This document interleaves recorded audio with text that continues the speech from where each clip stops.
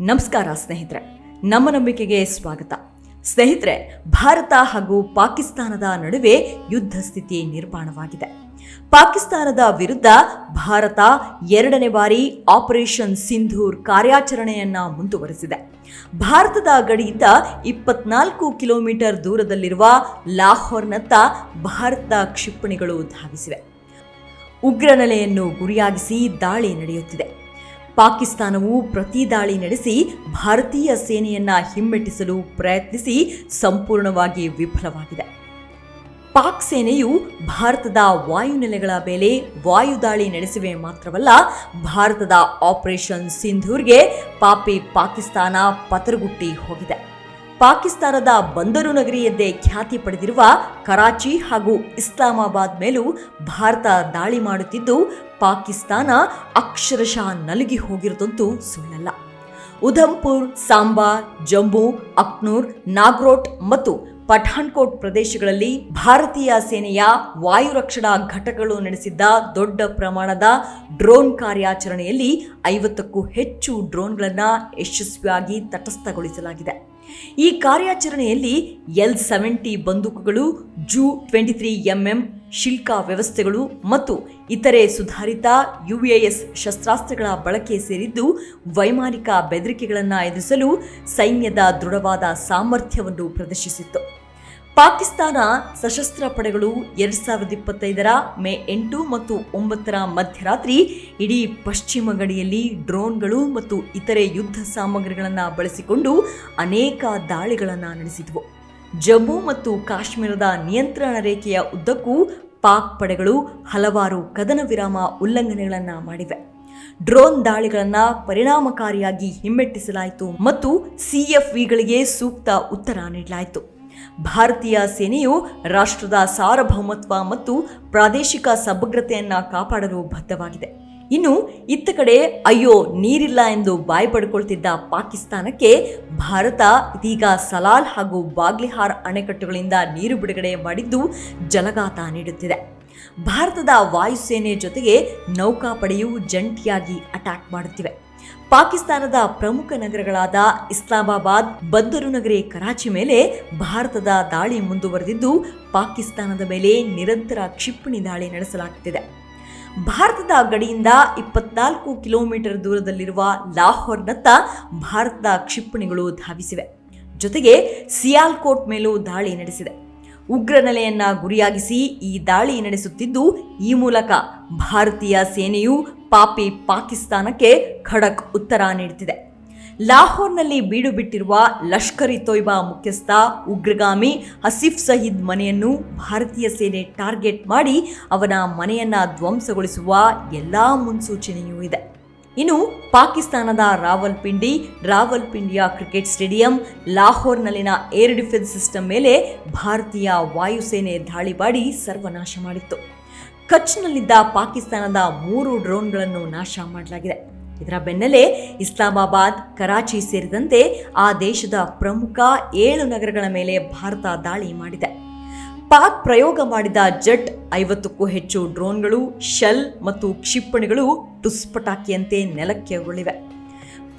ಪಾಕ್ನ ಅಷ್ಟು ದಾಳಿಯು ವಿಫಲವಾಗಿದ್ದು, ಭಾರತದ ವಾಯುನೆಲೆಗಳಾದ ಪಠಾನ್ಕೋಟ್, ಜೈಸಲ್ಮೇರ್ ಸುರಕ್ಷಿತವಾಗಿವೆ ಎಂಬ ಮಾಹಿತಿ ಇದೆ. ಜೈಸಲ್ಮೇರ್ನಲ್ಲಿ 200 ಕ್ಷಿಪಣಿ ದಾಳಿಗೆ ಪಾಕ್ನವರು ಯತ್ನಿಸಿದ್ರೂ ಅದು ವಿಫಲವಾಗಿದೆ. ಇನ್ನು ದಾಳಿ ನಡೆದ ವಿವಿಧ ನಗರಗಳಲ್ಲಿ ವಿದ್ಯುತ್ ಸಂಪರ್ಕ ಕಡಿತಗೊಳಿಸಲಾಗಿದ್ದು, ಬ್ಲ್ಯಾಕ್ಔಟ್ ಘೋಷಿಸಲಾಗಿದೆ. ಸ್ಥಳೀಯ ನಾಗರಿಕರನ್ನ ಸುರಕ್ಷಿತವಾದ ಸ್ಥಳಕ್ಕೆ ಸ್ಥಳಾಂತರಿಸಲಾಗಿದೆ. ಸ್ವತಃ ಪಾಕಿಸ್ತಾನದ ಸೇನೆಯು ಭಾರತ ಜೆಟ್ ವಿಮಾನಗಳನ್ನು ಹೊಡೆದುರುಳಿಸಿರುವುದು ಖಚಿತಪಡಿಸಿದೆ. ಈಗ ಭಾರತ ಪಾಕಿಸ್ತಾನದ ವಿರುದ್ಧ ಜಲದಾಳಿ ನಡೆಸಿದೆ. ಇನ್ನು ಭಾರತದ ಮೇಲೆ ಯಾಕಾಗಿ ಕಿಂಚಿತ್ತೂ ಪ್ರಗತಿಯನ್ನ ಸಾಧಿಸಲಾಗ್ತಿಲ್ಲ ಪಾಕಿಸ್ತಾನಕ್ಕೆ ಅಂದ್ರೆ ಅದಕ್ಕೆ ಕಾರಣವೇ ಭಾರತದ ಬಳಿ ಇರುವ ಈ ಅಸ್ತ್ರ. LOCಯಲ್ಲಿ ಪಾಕ್ ಪೋಸ್ಟ್ ಅನ್ನ ನಾಶ ಮಾಡಲು ಭಾರತ ಬಳಸಿದ ಅಸ್ತ್ರವೇ anti tank guided missile system. ಭಾರತವು ಲೈನ್ ಆಫ್ ಕಂಟ್ರೋಲ್ ಉದ್ದಕ್ಕೂ ಪಾಕಿಸ್ತಾನದ ಹಲವಾರು ಮಿಲಿಟರಿ ಪೋಸ್ಟ್ಗಳನ್ನು ಹೊಡೆದುರುಳಿಸಲು ಟ್ಯಾಂಕ್ ವಿರೋಧಿ ಮಾರ್ಗದರ್ಶಿ ಕ್ಷಿಪಣಿಗಳನ್ನು ಬಳಸಿದೆ. ಇದುವೇ ಭಾರತೀಯ ಸೇನೆಗೆ 100 ಆನೆ ಬಲದಂತೆ ಕಾರ್ಯನಿರ್ವಹಿಸುತ್ತಿದೆ. ಪಾಪಿ ಪಾಕಿಸ್ತಾನಿ ಪಡೆಗಳು ನಡೆಸಿದ ಗಡಿ ಆಚೆಗಿನ ಗುಂಡಿನ ದಾಳಿಗೆ ಪ್ರತೀಕಾರವಾಗಿ ಭಾರತೀಯ ಸೇನೆಯು ATGM ಅಂದರೆ ಆಂಟಿ ಟ್ಯಾಂಕ್ ಗೈಡೆಡ್ ಮಿಸೈಲ್ ಬಳಸಿ ನಿಯಂತ್ರಣ ರೇಖೆಯಾದ್ಯಂತ ಹಲವಾರು ಪಾಕಿಸ್ತಾನಿ ಮಿಲಿಟರಿ ಪೋಸ್ಟ್ಗಳನ್ನು ನಾಶಪಡಿಸಿದೆ ಎಂದು ರಕ್ಷಣಾ ಮೂಲಗಳು ಖಚಿತಪಡಿಸಿವೆ. ಅಷ್ಟಕ್ಕೂ ಈ powerful aunty tank guided missile ಅಥವಾ ಟ್ಯಾಂಕ್ ವಿರೋಧಿ ಮಾರ್ಗದರ್ಶಿ ಕ್ಷಿಪಣಿ ಎಂದರೇನು ಅನ್ನೋದನ್ನ ಗಮನಿಸಿದ್ರೆ, ಟ್ಯಾಂಕ್ ವಿರೋಧಿ ಮಾರ್ಗದರ್ಶಿ ಕ್ಷಿಪಣಿ ಎಂಬುದು ಬರೀ ಶಸ್ತ್ರಸಜ್ಜಿತ ವಾಹನಗಳನ್ನು, ವಿಶೇಷವಾಗಿ ಟ್ಯಾಂಕ್ಗಳನ್ನು ನಾಶ ಮಾಡಲು ವಿನ್ಯಾಸಗೊಳಿಸಲಾದ ಆಯುಧ ವ್ಯವಸ್ಥೆ. ಈ ಕ್ಷಿಪಣಿಗಳು ಮಾರ್ಗದರ್ಶನವಾಗಿರುತ್ತವೆ, ಅಂದರೆ ಅವುಗಳನ್ನು ನಿಖರವಾದ ಗುರಿಯತ್ತ ತಿರುಗಿಸಬಹುದು ಅಥವಾ ಆಟೋಮೆಟಿಕ್ ಲಾಕ್ ಮಾಡಬಹುದು. ಇದು ಹಳೆಯ ಟ್ಯಾಂಕ್ ವಿರೋಧಿ ಶಸ್ತ್ರಾಸ್ತ್ರಗಳಿಗೆ ಹೋಲಿಸಿದರೆ ಅತಿ ಹೆಚ್ಚು ನಿಖರತೆಯನ್ನು ನೀಡುತ್ತದೆ. ಅವುಗಳನ್ನು ಭುಜದಿಂದಲೋ, ಟ್ರೈಪಾಡ್ ಬಳಸಿಯೋ ಅಥವಾ ವಾಹನಗಳಿಂದಲೂ ಮತ್ತು ವಿಮಾನಗಳಿಂದಲೂ ಹಾರಿಸಬಹುದು. ಅವುಗಳ ಪ್ರಮುಖ ಪ್ರಯೋಜನವೇನೆಂದರೆ, ಎದುರಾಳಿಗಳ ದಾಳಿಯ ನಡುವೆಯೂ ಸೈನಿಕರು ಸುರಕ್ಷಿತ ಸ್ಥಳಕ್ಕೆ ತೆರಳಲು ಅವಕಾಶ ಮಾಡಿಕೊಡುತ್ತವೆ.